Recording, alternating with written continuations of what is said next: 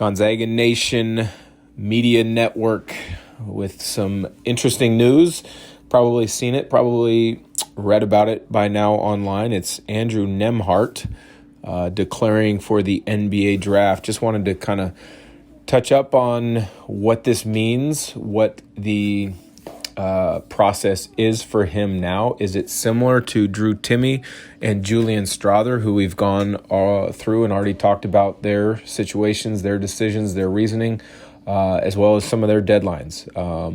It's completely different for Andrew Nembhard in regards to coming back to school. He is no longer, as long as his paperwork has been filed with the NBA,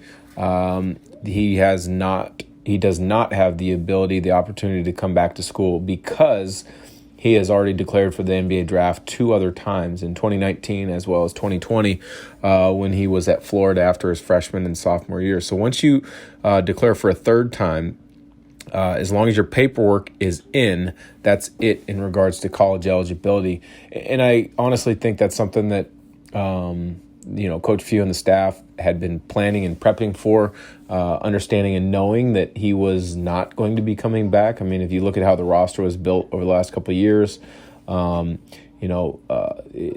ability to hand the reins to Nolan Hickman, I think, is definitely there, and I think Nolan Hickman's going to run with it and do a tremendous job. But when you look at everything, in regards to Nembhard making his decision, I don't think it's a surprise. I think it's the right decision. As a Gonzaga fan, as a former player, would I have loved to see him come back? Yes.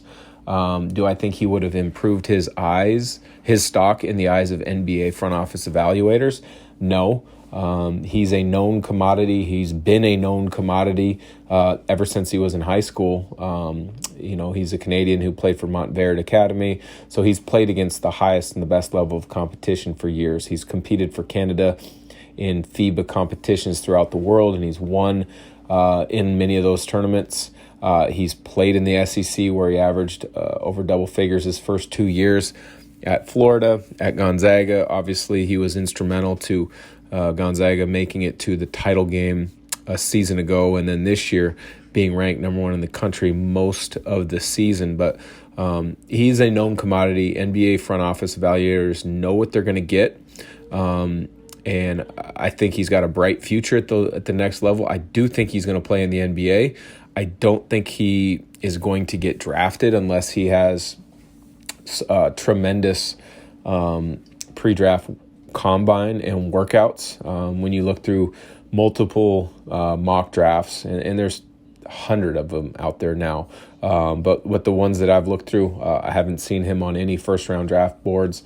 I haven't even seen him on any second-round draft boards. Now, he was on some second-round draft boards at different points throughout this season, but I think in his case, because of how the NBA drafts on potential and what a player could be, I think this is negatively impacting him in regards to possibly getting drafted. But I don't think it's going to impact him in regards to carving out a career at the professional level, because all of his attributes as a player correlate to winning. And I think a lot of his core attributes as a player correlate to having a long career. He showed he was extremely durable, especially throughout the second half of the Gonzaga season.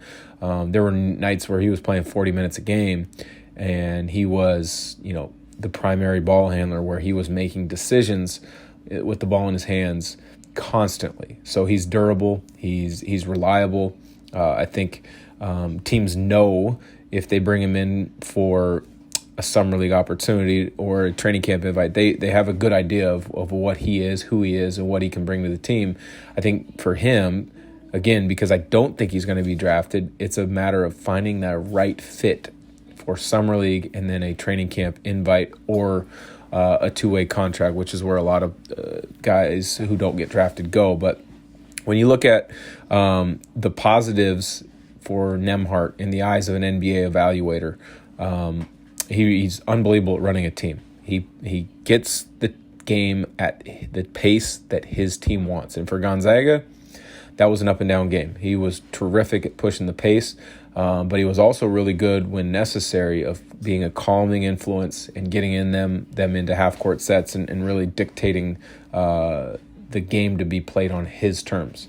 I think he's a tremendous passer, in particular in a couple of different scenarios. One in transition, where he's a willing throw-ahead passer, which I think is overlooked by so many players these days, how important it is. But also in pick and rolls, he's a great passer.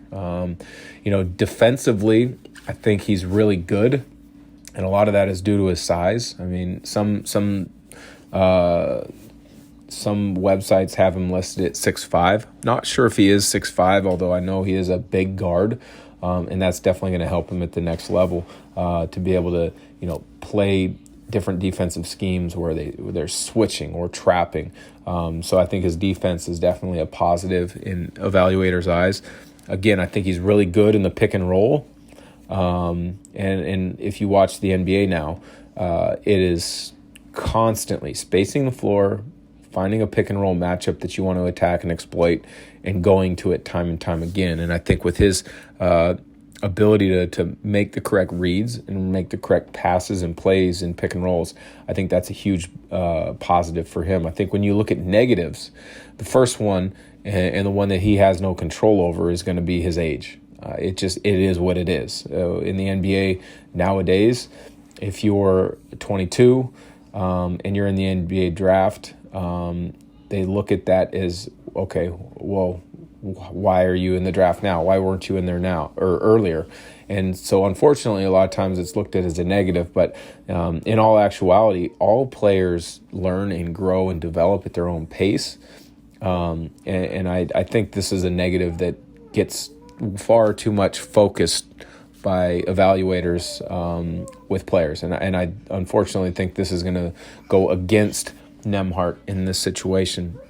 The other negative that I think is going to be perceived about him is his ability to create his own shot. We really didn't have a chance to see him do it much at Gonzaga over the last couple of years, and much of that is due to the fact that Gonzaga, the way they play, and the fact that he really wasn't asked to do that because he was more of a facilitator, because he was more of a pick and roll player.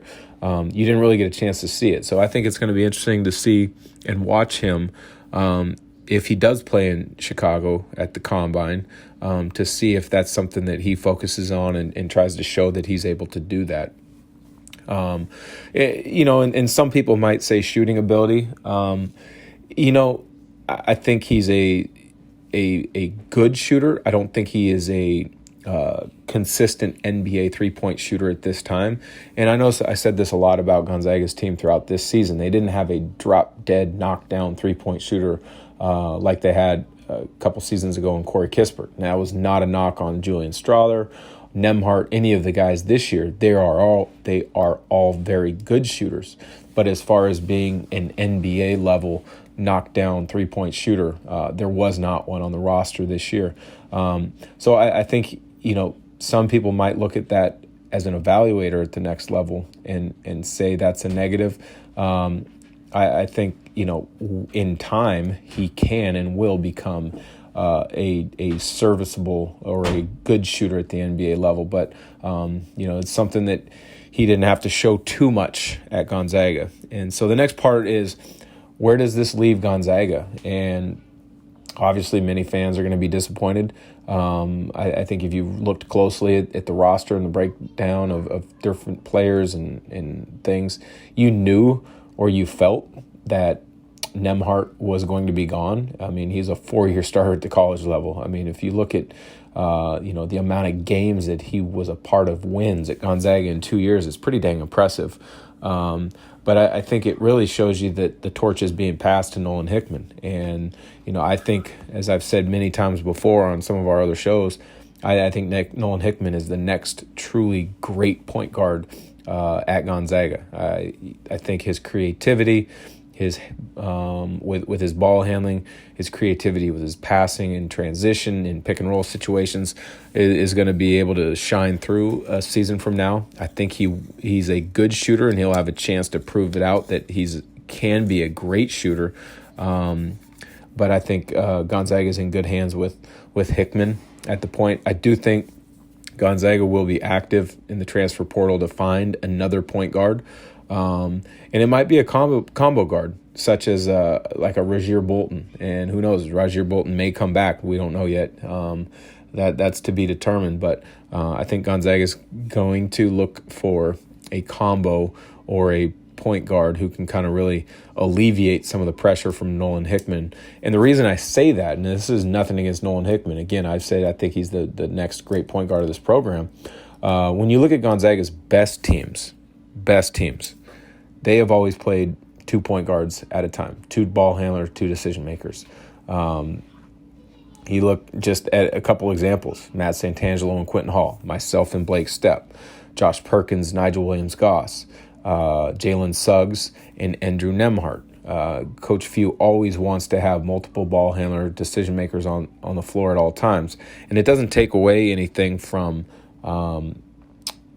a certain guy being the quote primary ball handler or being called the point guard. It just you have the ability on the second side of the floor now to have a great decision maker, a point guard type player, making a play after the defense has had to make 1 or 2 adjustments or shifts. So I think that's something to keep an eye out for Gonzaga, at least in the transfer portal, in regards to filling up more roster spaces. But at the end of the day, congratulations to Andrew Nembhard on a great career at the college level, 2 years at Florida before 2 great years at Gonzaga.